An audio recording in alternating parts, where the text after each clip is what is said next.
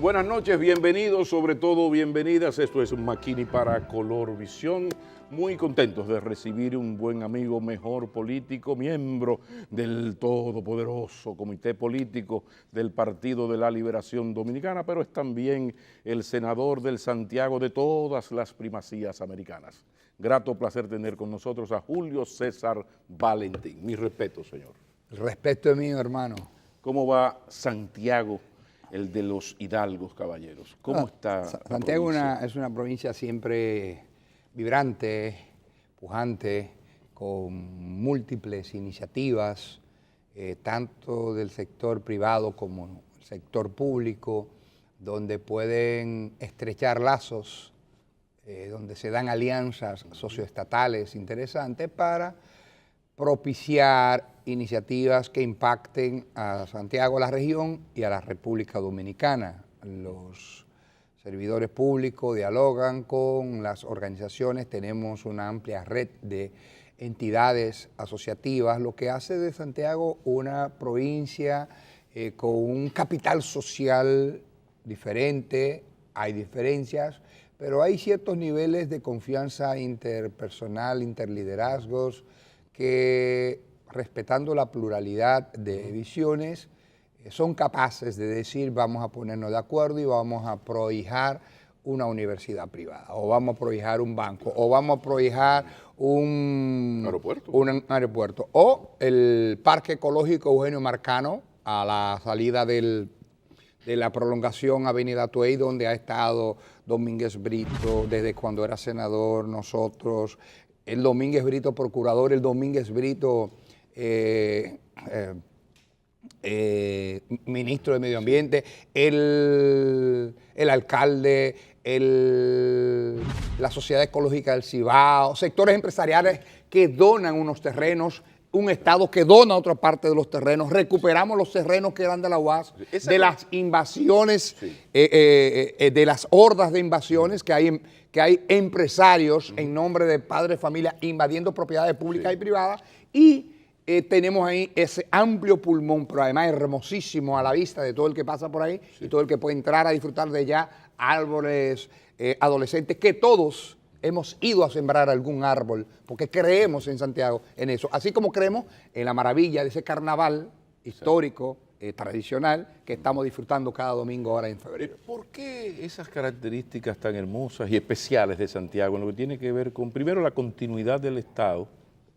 En los asuntos del Estado hay una continuidad. Salió este senador, entró el otro, salió Medio Ambiente, que es de Santiago, entró el otro que es de Neiva. Hay una continuidad y esa vocación para la autogestión. Yo siempre he dicho que Santiago le lleva 50 años de civilización en términos de autogestión al resto del país. ¿De dónde viene eso? ¿Por qué? Juan Bosch lo explicaba y lo explica también, lo explican otros historiadores. Tiene que ver con que mientras, por ejemplo, en el sur era la producción de madera lo que prevalecía, y en el este el hato, el ganado. En el norte era la producción de tabaco.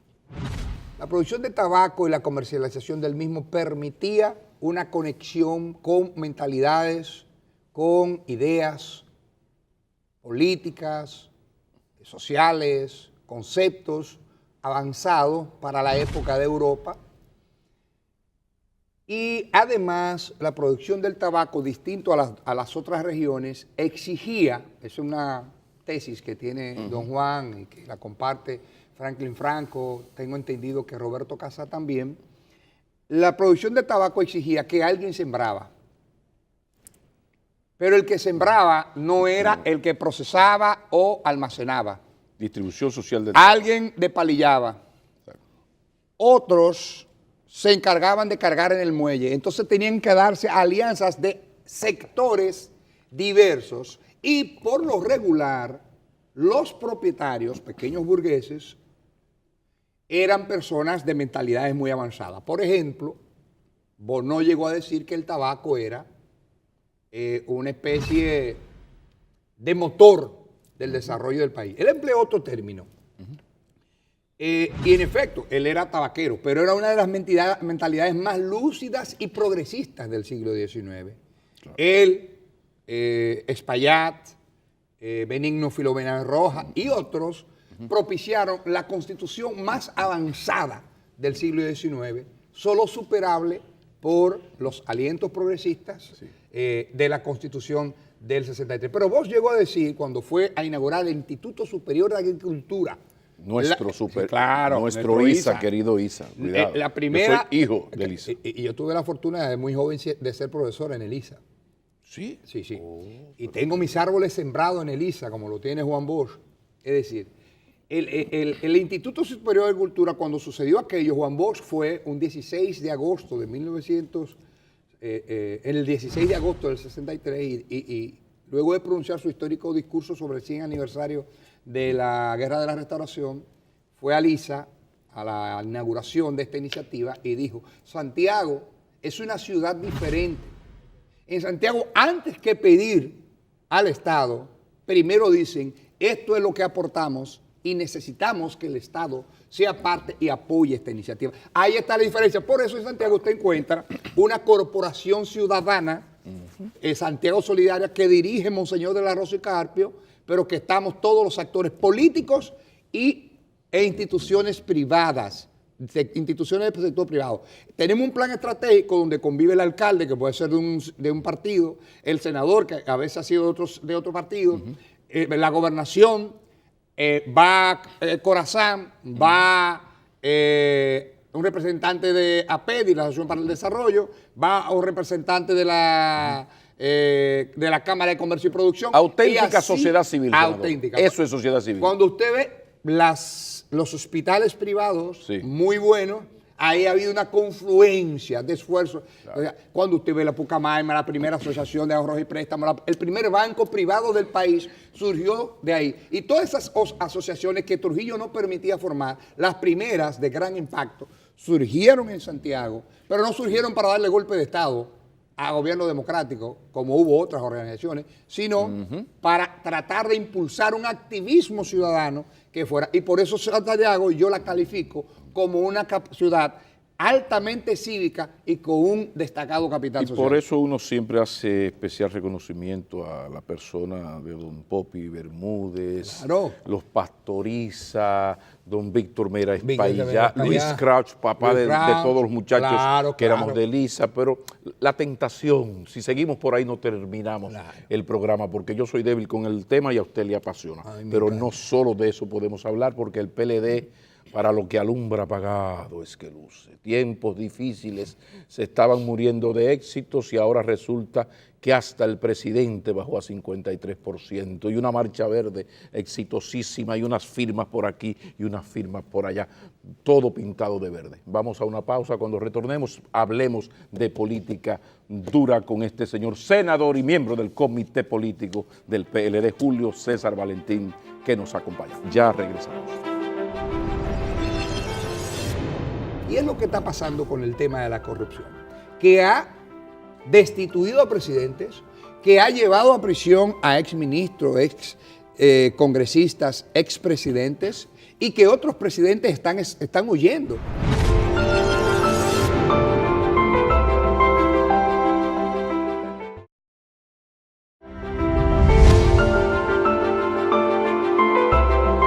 Continuamos. Julio César Valentín, el momentum político, ¿cómo se ve desde la cúpula del poder político, ese comité político terrible? ¿Cómo se ve, cómo se analiza en el PLD y su comité político la situación político-económica, ética que vive el país? ¿Cómo se ve desde allá?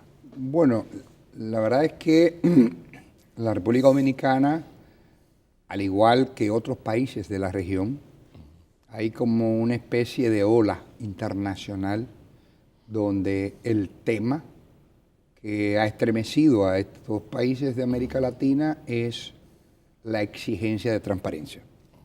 Es la demanda de sanción a las conductas corruptas, a quienes han defraudado los recursos del pueblo, del Estado, del patrimonio público.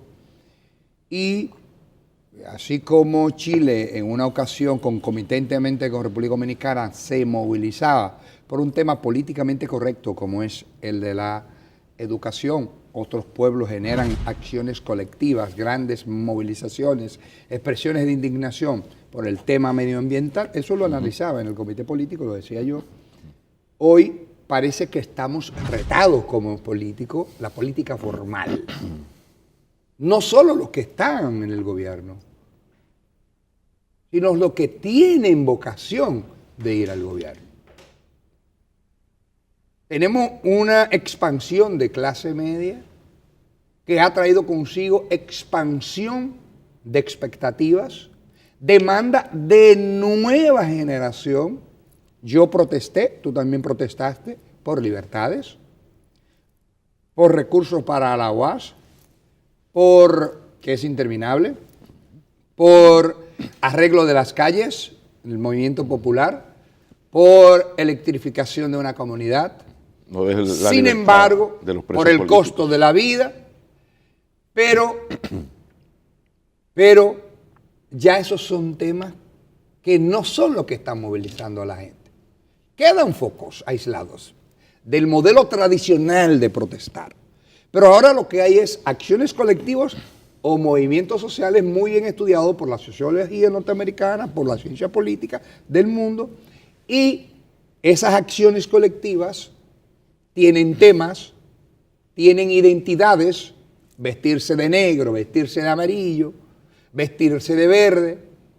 En el año 2000, Charles Chile, uno de los más reputados estudiosos de los movimientos sociales del mundo, de las protestas, de las acciones colectivas, él llegó a decir que la primera vez que se utilizó tecnología asociada a las movilizaciones fue en Filipinas. Presidente acusado de un escándalo de corrupción, empezaron monjas y alguna persona a mandar mensajes de texto, go black to, ¿qué es lo que pasa? Vamos de negro a la Plaza del Carmen. Y a esa plaza de Manila se juntaron 200,000 personas, obligó al Congreso a reunirse de emergencia, iniciar un proceso de acusación contra el presidente con un caso evidente de corrupción, y el presidente terminó siendo destituido, producto de un movimiento social que se prolongó en el tiempo. Entonces, un movimiento social distinto a una protesta que puede ser espontánea. Un día los camioneros se protestan, otro día los de la UAS, eso no es movimiento social, es acción colectiva. Pero el movimiento social implica la visibilidad de unas exigencias en un tiempo prolongado, una campaña prolongada. Y es lo que está pasando con el tema de la corrupción, que ha destituido a presidentes, que ha llevado a prisión a exministros, congresistas, expresidentes, y que otros presidentes están huyendo. En Panamá, un presidente que se veía arrogante, hoy está siendo perseguido y no va a su país. Pero Toledo, un hombre que se veía con una mansedumbre de pan, hoy no encuentra hacia dónde movilizarse porque tiene una imputación y una orden de captura por un caso de corrupción. Y transnacionales, porque no hay corruptos sin corruptores, que empezaron a ganar competencia a pesar de tener calidad, producto de sobornos, de incentivos, de financiamientos electorales, en fin. Entonces la política está retada. ¿Qué debe hacer el Partido de la Liberación Dominicana? ¿Podemos hablar de eso? Saber que ahí está la gente enojada, que la clase media expresa enojo, y debemos tener oídos sensibles para escuchar y actuar mostrando que podemos modificar esas conductas que está exigiendo esa ciudadanía. Eso debe desarrollarlo Julio César Valentín en el próximo segmento, porque además hay que explicarle en qué momento el PLD cruzó la raya, y aquel partido donde las exoneraciones de automóviles no eran del legislador sino del partido, donde había que ir una vez al mes a cuidar el local del partido, donde se hacían esfuerzos concentrados para buscar unos chelitos y editar vanguardia, todo se fue a la ruina y surgió esta maquinaria invencible electoralmente, pero que ha llegado en términos éticos a donde ha llegado. Después de la pausa, Julio César Valentín, senador de Santiago, está con nosotros. Yo estoy planteando que al igual que en Brasil y que cualquier país del mundo, los contratistas estatales no puedan financiar ni a los candidatos a alcalde, ni a los candidatos al Congreso, ni a los candidatos a la presidencia.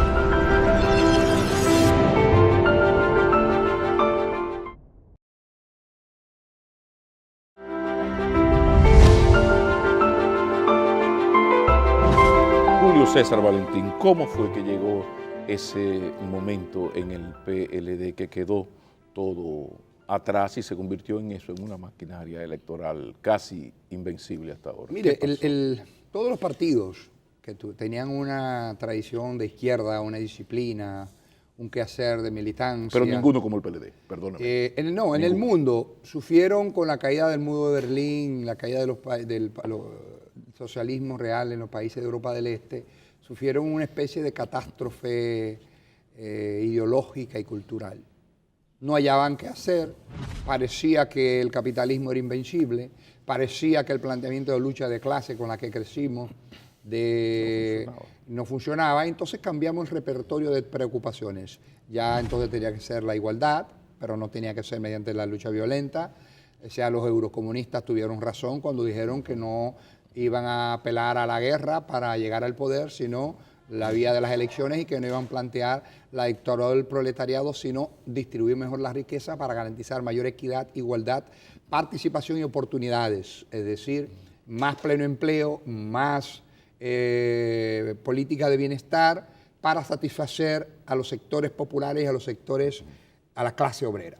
Y pasamos de partidos revolucionarios con vocación de tomar el poder por cualquier vía a ser partidos de avanzada, progresista, que defendían un catálogo de ideas, de valores, igualdad, solidaridad, que son herencia de la izquierda, que son herencia de esas posiciones revolucionarias propias del siglo XX. Naturalmente, en el siglo XXI, o después de la caída del muro de Berlín, jugar a la política no era tan fácil. Nos impusieron o nos vendieron que era bueno el sistema de doble vuelta. Peña Gómez, en una actitud verdaderamente progresista, vio experiencias de Europa, que Europa, para incentivar el pacto y el diálogo entre fuerzas políticas y hacer coaliciones duraderas, planteaban que se necesitaba la mitad de uno más uno para seleccionar al primer ministro. Pues ese modelo se quiso importar a nuestros países, que no existe en los Estados Unidos, porque hay bipartidismo, pero si surge un cuarto, un quinto partido,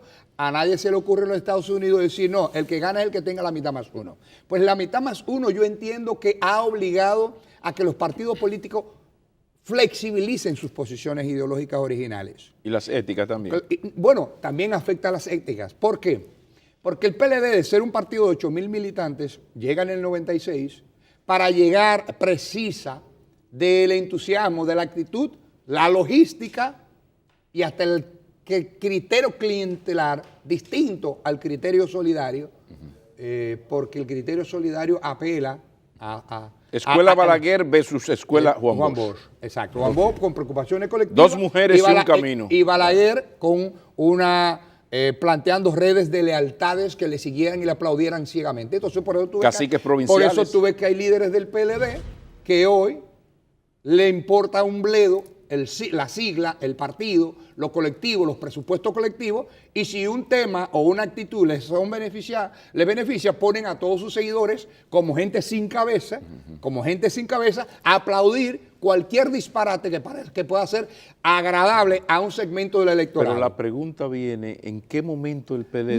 decidió, 96, incluso, por triunfo ejemplo, del poder? Incluso llama la atención cómo el PLD hasta ha creado aquellos caciques provinciales que creó Trujillo, su compadrazgo, luego reforzó Balaguer, y lo ha creado el PLD. Aquí hay caciques provinciales pro PLD, pro gobierno PLD, que están por encima de senadores, ministerios. No, pero mira, pero en el PLD quizás ¿En qué momento? Eso no se habló. ¿De qué manera? No, siempre hubo liderazgo. ¿En qué momento, por ejemplo, se decidió el PLD como partido? No, espérate. Las exoneraciones son del diputado y del senador, no son del partido. ¿En qué momento ocurrió eso? Mira, en principio, era una exoneración. Las dos exoneraciones, una era del partido y otra era del legislador. Ya eso no sucede porque el partido tuvo otros mecanismos de recaudación, tenía más facilidad de recaudar, ya no era un partido... ¿Facilidad? ¿Cómo se traduce facilidad? Llegué al poder y debo crear a mi clase burguesa como es tradicional en la política dominicana, que tú llegues y creas tus ricos. Porque aquí las fortunas son como Premier. ¿Tú recuerdas? Bueno, de Santiago tenía que ser Premier, sabor a pueblo en Premier. Premier, sabor a pueblo. Pero no es eso. Es que cuando un partido está en el poder o alcanza un porcentaje de simpatía en unas encuestas, pues van a aparecer los contribuyentes en cualquier país del mundo. Por ejemplo, Guillermo Moreno y Alianza País no tenía financiamiento público. Ahora va a tener dinero suficiente, o no suficiente, pero va a tener dinero. Ese 2% casi que obtuvo Guillermo Moreno pudo ser un 5% si él tiene el dinero que va a tener ahora. ¿Por qué? Porque se lo ganó con un porcentaje participando independiente. Eso le pasó al PLD. El volumen que recibe de financiamiento público más el financiamiento privado de un partido que nunca ha vuelto a bajar del 2004 hacia acá del 50%, evidentemente que los contribuyentes de campaña les es más fácil apostar al que va a ganar. Lo mismo pasa con el PRM. ¿Usted no se da cuenta que los mismos que contribuyeron con el PLD también contribuyeron con el PRM? Bueno, porque era un partido que siempre pintó por encima de un 30%. Y personas incluso que están interpeladas por la opinión pública por cuestiones no claras, es decir, por corrupción, por posible corrupción, ahora se determina que también colaboraron con líderes, con candidaturas y con el partido principal de la oposición. Es decir, que en la clase política dominicana nadie puede decir yo no acepté dinero de contratista. Ahí le digo que en la ley de partidos y en la ley de régimen electoral yo estoy planteando que al igual que en Brasil y que cualquier país del mundo, los contratistas estatales no puedan financiar ni a los candidatos a alcalde, ni a los candidatos al Congreso, ni a los candidatos a la presidencia. ¿Por qué? Porque se genera una desigualdad brutal en el financiamiento, y el financiamiento es clave. Lo mismo estoy planteando que el financiamiento privado, si va a convivir con el público, sea declarado, aunque no quieran dar. ¿Por qué? Porque en otros países dar dinero en campaña y no declararlo es un delito, y debiera ser un delito porque la asociación entre política y dinero puede perjudicar el fin de la política democrática, que es el bienestar común. Todo lo dicho hasta ahora por el senador Julio César Valentín demuestra nuestra vieja afirmación: hay que abaratar la política o vamos al basurero de la historia. Hay que abaratarla. Después de la pausa, creo que es importante que hablemos de qué se está haciendo, si hay una comprensión en el comité político del PLD de que el sistema de partidos, no solo el PLD, el sistema de partidos de la República Dominicana, este modelo no da es viable. Más. Después de la pausa, Julio César Valentín sigue con nosotros.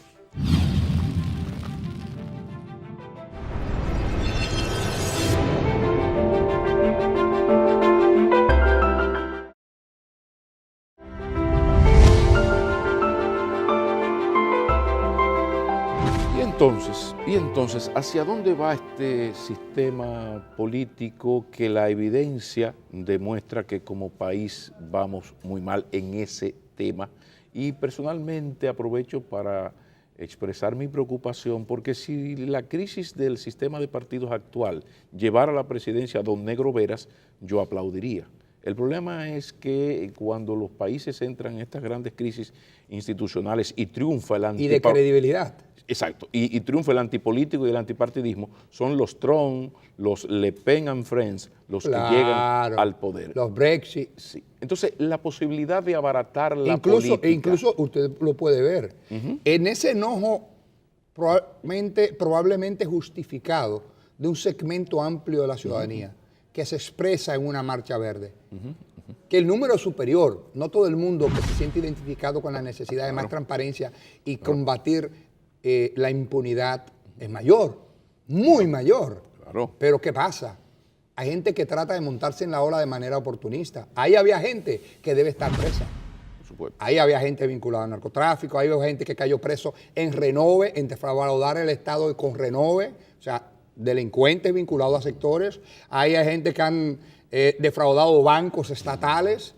Ahí hay gente que ha defraudado instituciones públicas. Pero no eran para nada la mayoría. Como no se le impedía la entrada, ahí entra quien va. Lo que te quiero decir es que si bien ese enojo y esa desconfianza se materializa en una movilización de ese tipo, debe llamar la atención de la clase política y o cambiar, o podría haber un cambio cualitativo o un cambio arruinante, porque los cambios no siempre son un acierto en la historia. Pero el PLD, yo lo que lo siento es muertecito de éxitos. El PLD, harto de ganar, ahito diría, de ganar siempre, no escucha a nadie, no hay manera de abaratar la política. Sí. Incluso una ley de partidos excelente que diseñaron técnicos de la OEA para la Junta Central Electoral se envió al Congreso y el PLD la agarró y le quitó lo esencial. Y cuando viene a ver ahora la ley de partidos que quieren aprobar es ese mamotretico.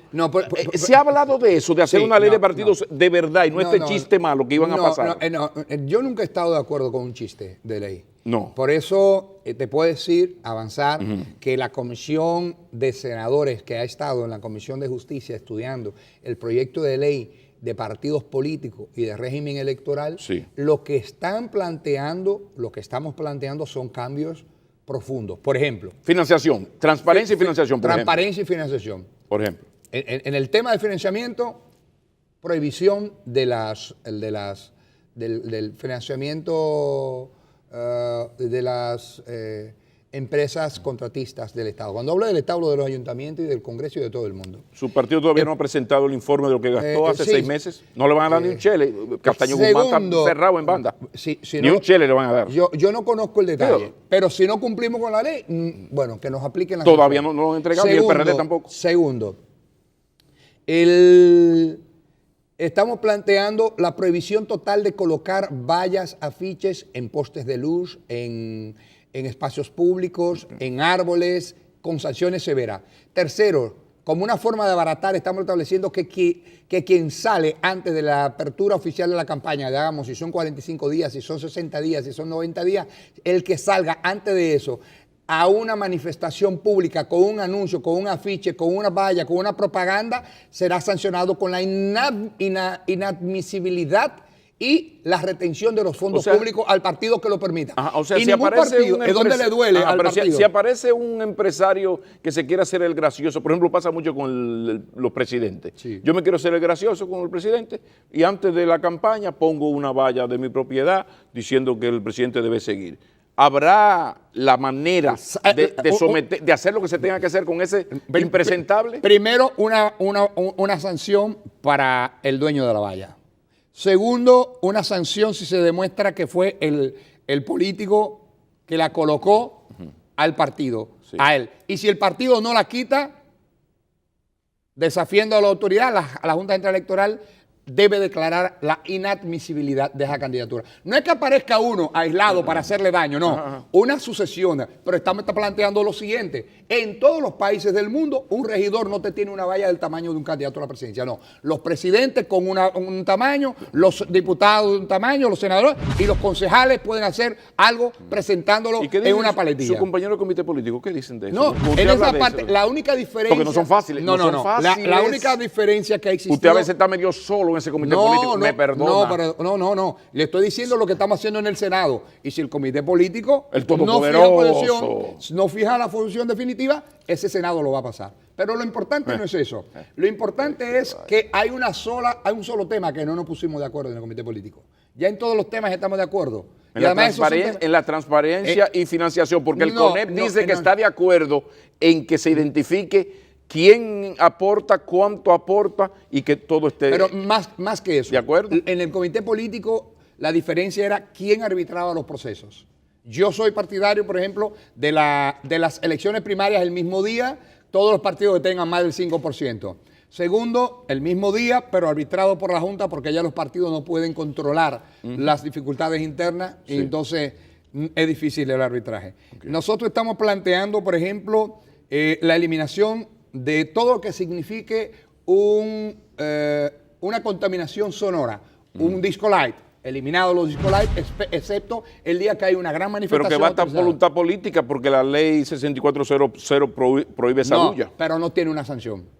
Y si tú no tienes una sanción de decir, esa candidatura es inadmisible porque dio un sobre, como pasó en Perú, un país más o menos homogéneo con nosotros en tradición política, en muchas razones, en muchas fórmulas, un candidato a la vicepresidencia dio un sobre, se presume que era una dádiva, le quitaron la candidatura. El PLD, los dos, PRM también, pero sobre todo el PLD, paralizaba a los pueblos con una bulla insoportable. Y el Ministerio de Medio Ambiente y la policía no se atreven a decir, apague eso. Es que esa ha sido hay una ley pero que ha sido la historia del país, pero el problema es que la Junta Central Electoral no tiene las garras institucionales que le vamos a dar en esta nueva ley para que ellos puedan decir, esa candidatura. No estoy hablando de la Junta Central Electoral. Yo estoy hablando de que un azaroso agarra en el pueblo de Baní, frente a la casa de los viejos míos de 93 años, y pone una disco light.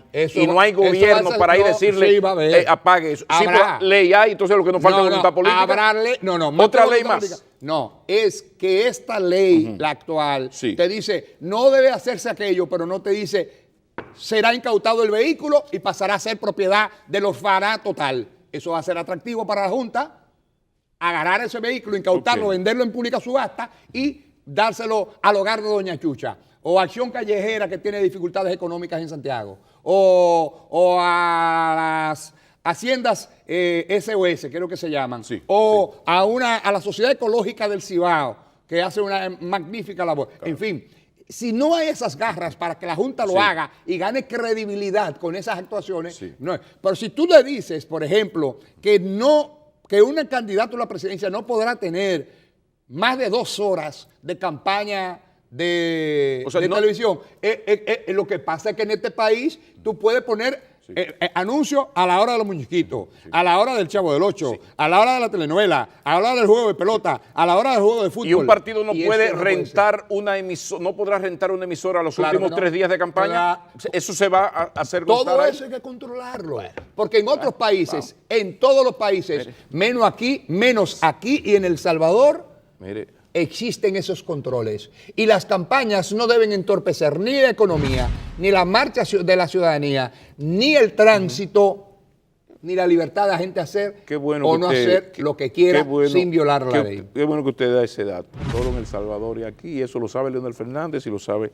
No, yo lo he dicho en el comité político, que el financiamiento de... Ignorancia no es... Mire, por ejemplo, la prohibición de inauguraciones que hacen alcaldes, presidentes y todo el mundo... Está prohibido en todos los países, en uno es 15 días, en otro es un mes, en otro es 3 meses, que dicen, no, pero el presidente puede pasar por la obra, sí puede pasarla, pero no puede hacer una inauguración que se convierta en un meeting de aplausos para el candidato, financiado por la inauguración. Entonces yo estoy a favor de que se prohíban las inauguraciones, pero yo también estoy a favor, y lo he dicho en el comité político, que El Salvador y República Dominicana son los únicos 2 países, y ya El Salvador lo eliminó, donde las empresas contratistas de cualquier órgano del Estado no es un crimen financiar campañas electorales. Pueden financiarlas, pero si se detecta que financiaron, cada empresa la cierran y el costo para esa empresa en credibilidad y en dinero en favor del propio Estado es muy alto. En ese sentido, si otros países han funcionado sin financiamiento de las empresas que ganan licitaciones, por si usted se gana unas licitaciones, no tiene que darle un peso a nadie en campaña. Ni el que va a ganar, ni el que está. En consecuencia, yo creo que la democracia implica equilibrio en la participación electoral de los actores, equidad, integridad de los procesos, y el que presente mejor propuesta a ese electorado es el que debe obtener el triunfo en ese proceso que ahora sabemos que Julio César Valentín lo sabe y al saberlo se lo comunicó a sus compañeros del comité político, lo que significa que no se puede alegar ignorancia. Después de la pausa, minutitos finales, una sola pregunta. Pero eso lo creen la mayor parte de los senadores del PLD y lo del PRM, creo también. Una pregunta, senador, una sola pregunta. De Quirino a Odebrecht, ¿peligra la unidad del PLD? Ya regresamos.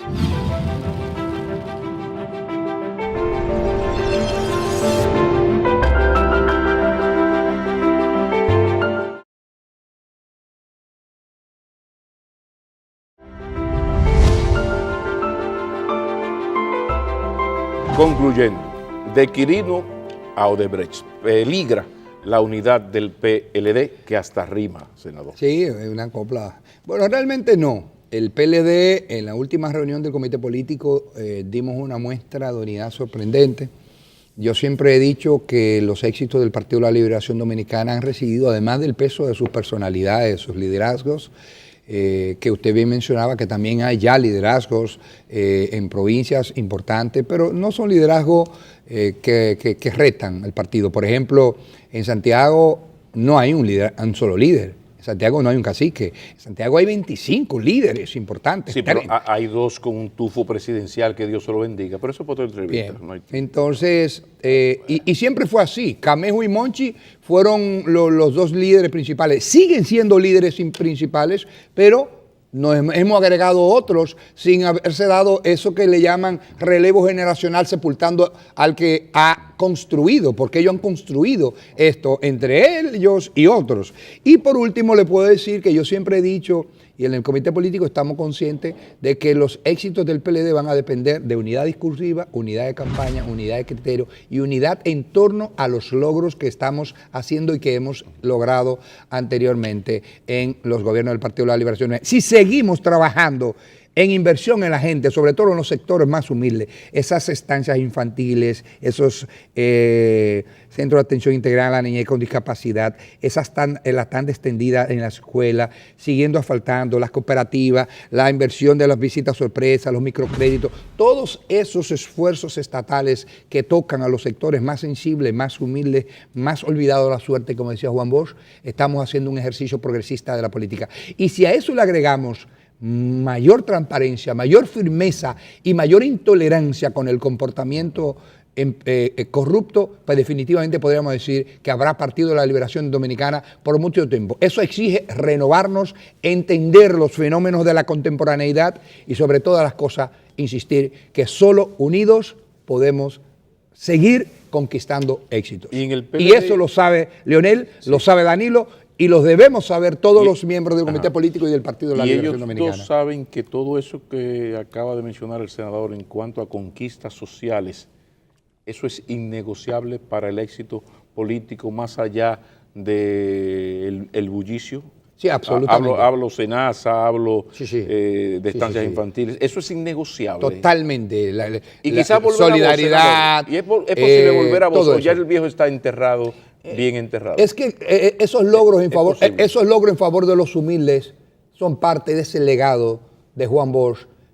Y esa unidad interna que la defendemos de manera sagrada es justamente un legado de las orientaciones de Juan Bosch, que decía que la unidad hay que defenderla como se defiende algo tan sensible que la niña de los ojos. Es decir, si no protegemos el partido en su unidad, que es lo más frágil, pues definitivamente podemos echar a perderlo todo. Y con ello, un legado de realizaciones históricas y sociales, políticas, que han beneficiado a sectores. ¿Que hay que hacer más? Absolutamente de acuerdo. ¿Que hay que trabajar para llenar las expectativas de esa clase media y enfrentar la corrupción con severidad?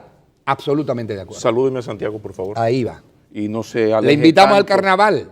Iremos, pero no se aleje tanto, que hacía demasiado tiempo que no venía por aquí. Julio César Valentín, miembro del comité político del PLD, senador de la República, y no le hablé de sus aspiraciones presidenciales porque eso será en el próximo programa. Muy buenas noches.